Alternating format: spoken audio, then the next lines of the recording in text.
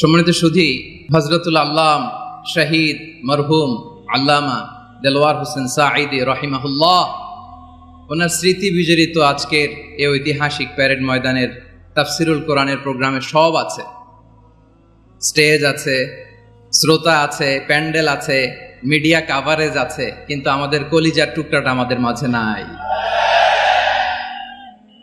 আজকের এই প্রোগ্রামে আলোচক হয়ে এই চেয়ারে আমি না বসে ওই শ্রোতাদের কাতারে বসে যদি আমাদের আল্লামার নুরানি চেহারার দিকে তাকিয়ে ওয়াজ শুনতে পারতাম, আমাদের হৃদয়টা ঠান্ডা হয়ে যেত, আমাদের তৃষ্ণার্ত হৃদয় শান্ত হতো। সব আজকে আছে, কি যেন নাই, ঠিক কিনা বলেন? আল্লাহ তাআলা প্রতি 100 বছরে একজন মুজাদ্দিদ পাঠান, প্রতি 100 বছরে একজন মুজাদ্দিদ, যিনি সমাজকে সংস্কার করেন। আল্লামা দেলওয়ার হোসেন সাঈদী রহিমাহুল্লাহ ছিলেন তেমন একজন মুজাদ্দিদ। চিৎকার করে বলেন ঠিক কিনা? উনি শিরক বিদআতের আস্তানাকে তছনছ করে দিয়েছেন, তাওহীদের বাণীকে সমুন্নত করেছেন, গণমানুষের কাছে তাফসিরুল কোরআনকে জনপ্রিয় করেছেন। আজীবন তিনি ইসলামকে বিজয়ী শক্তি হিসেবে দেখার স্বপ্ন দেখতেন। এত প্রাঞ্জল ভাষা, এত চমৎকার আধুনিক প্রেজেন্টেশন, গণমানুষের কাছে কোরআনের তাফসিরকে এভাবে জনপ্রিয় করে তোলার মতো ব্যক্তিত্ব আল্লামা সাঈদী ছাড়া দ্বিতীয় কেউ এই বাংলার ভূখণ্ডে নাই। এই যে তাফসিরুল কোরআন, এই যে টার্মিনোলজি, এই টার্মটাই উনি আসলে জনপ্রিয় করেছেন। আমরা আগে জানতাম না যে এভাবে তাফসির করা যায়, এভাবে scientific indications of the Holi কোরআনকে মানুষের কাছে পেশ করা যায়, এভাবে এত জীবন ঘনিষ্ঠ করে, এত ইন্টারেক্টিভ করে কোরআনের কথাগুলো মানুষের কাছে উপস্থাপন করা যায়। উনি অন্যায়ের বিরুদ্ধে সবসময় সোচ্চার ছিলেন, প্রতিবাদী কণ্ঠস্বর ছিলেন। ওনার আলোচনা শুনলে দেহের রক্ত টকবক করে ফুটতে থাকতো। আল্লাহু আকবার, আল্লাহু আকবার, আল্লাহু আকবার। He was a strong mouthpiece of Islamic revivalism. Islamic জাগরণের স্ট্রং মাউথপিস ছিলেন আল্লামা সাঈদী রাহিমাহুল্লাহ। অনেক দোয়া পেয়েছেন, আমরা পড়েছি, এমন জীবন তুমি করিবে গঠন, মরণে হাসিবে তুমি, কাঁদিবে ভুবন।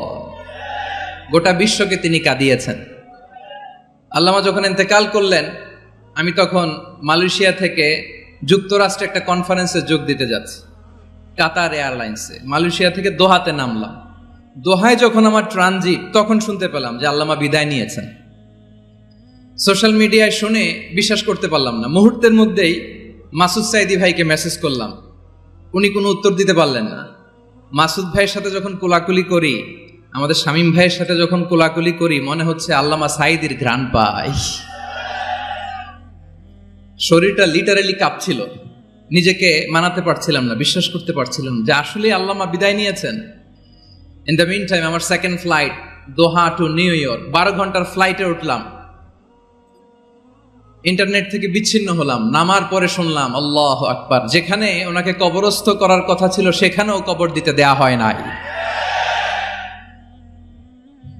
ছবিগুলো দেখতে লাগলাম, হাসিমাখা মুখ, হাসিমাখা নিথর দেহটা, মরণে হাসিবে তুমি, কাঁদিবে ভুবন। From east to west, from north to south, the entire globe, গোটা বিশ্ব ওনার জন্য কেঁদেছে, গোটা বিশ্ব কেঁদেছে। কাবার গিলাফ ধরে ধরে মানুষ চিৎকার করেছে। এর চেয়ে শ্রেষ্ঠ মৃত্যুকার হতে পারে? আমাদের আল্লামার আর কি পাওয়ার ছিল বলেন? আর কি পাওয়ার ছিল? কুল্লু নাফসিন যায়িকাতুল মাউত, যারাই দুনিয়াতে আসবে তারা ইন্তেকাল করবে, এটা আমরা মেনে নেই, এটা আমরা জানি।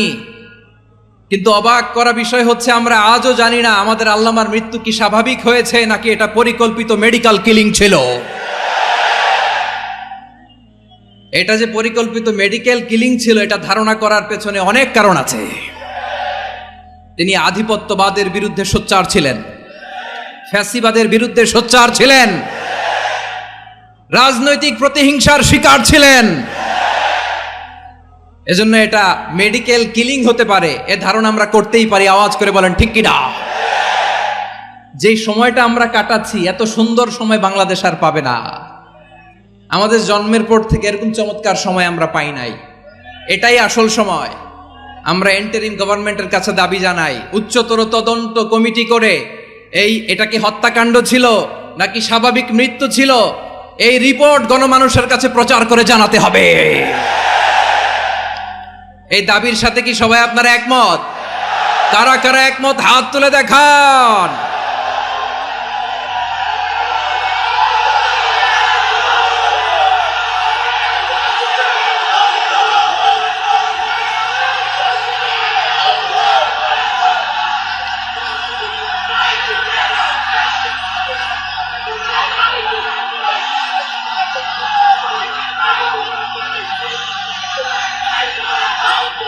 আমার প্রিয় ভাইয়েরা, প্রিয় চট্টলাবাসী, আল্লাহ তাআলা তার এই মুখলেস গোলামকে তার জান্নাতুল ফেরদাউসের মেহমান হিসেবে কবুল করুক, তার জীবনের সকল খেদমাগুলোকে কবুল করুক, জান্নাতুল ফেরদাউসের আলা মাকামে তাকে মেহমান হিসেবে কবুল করুক।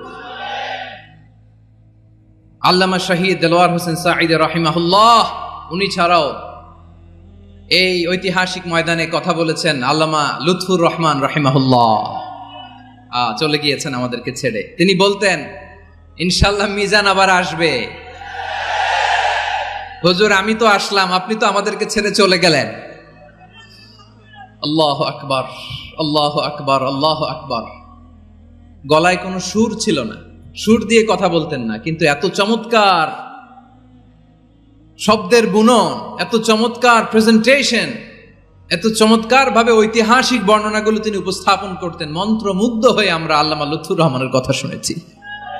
আমরা হযরতুল আল্লাম লুৎফুর রহমান রাহিমাহুল্লাহর জন্য এই বিশাল ময়দান থেকে দোয়া করছি, আল্লাহ তাআলা তুমি তোমার এই খাদেমকে জান্নাতের মেহমান হিসেবে কবুল করে নাও। আরো অনেক আল্লামারা এখানে কথা বলেছেন, বিশেষ করে বাইতুল শরফের মরহুম পীর সাহেব হুজুর থেকে শুরু করে আরো যারা যারা তারকাতুল্য ওলামায়ে কেরাম এই চট্টগ্রামের ময়দানে কথা বলেছেন, আলো ছড়িয়েছেন।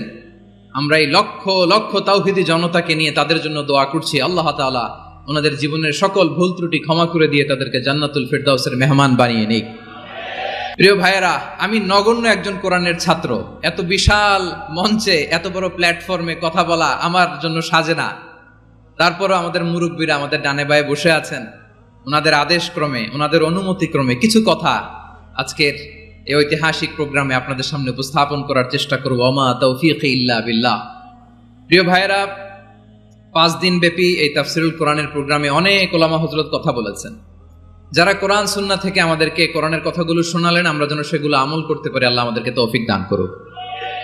শুরুতে আমাদের নিয়তটাকে খালেস করে নেওয়া দরকার। এই যে গ্যাদারিং, এই যে হিউজ শোডাউন, এগুলো যদি আমাদের নিজেদেরকে পরিবর্তন না করে তাহলে এতে কোনো লাভ নাই। জোরে বলেন ঠিক কিনা? এই প্রোগ্রাম যদি আমাদের জীবনকে পরিবর্তন করে, আমাদের চিন্তার ডিএনএ কে চেঞ্জ করে দেয়, তাহলেই চট্টগ্রামের প্যারেড ময়দান সার্থক।